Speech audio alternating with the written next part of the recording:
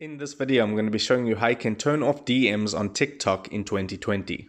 Okay, so all you need to do is launch up TikTok. This is very easy and simple to do. And then you want to go ahead and tap on the me icon at the bottom right to go to your profile. Then you want to tap on those three vertical dots at the top right. And now you can see under content and activity, it says push notifications. If I tap on that, you can see under messages, it says direct messages, and they are disabled on my account. So if I go ahead and toggle that on, direct messages will be on. But if I want to disable my direct messages, all you need to do is disable it in that setting. Turn that off, make it gray. So that is how you disable DMs on TikTok in 2020. If you got some value out of this video, then I would appreciate it if you smash that like button and consider subscribing, because I'm uploading how-to videos about social media and your favorite apps every single day. So with that being said, I'll see you in my next video.